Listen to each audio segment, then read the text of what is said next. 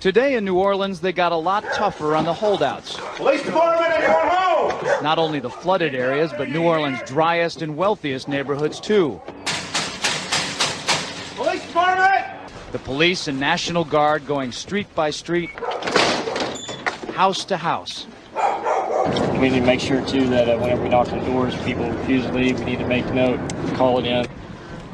They say there are no orders to use force, just strong persuasion, sometimes entering open houses with guns drawn, and instructions to disarm anyone inside.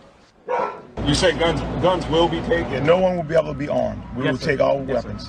That happened today in this wealthy neighborhood where homeowners had armed themselves to protect their mansions. Residents were handcuffed on the ground. In the end, police took their weapons but let them stay in their homes. They were a little bit threatened because our weapons were bigger than their weapons.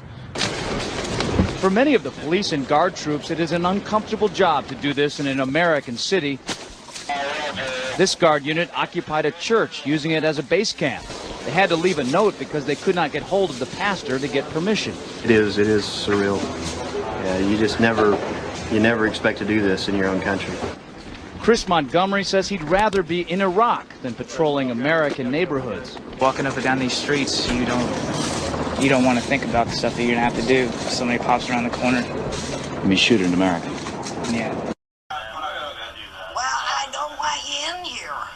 We're not gonna do that. I don't want you in here, period. But there's a mandatory evacuation. I know all about it.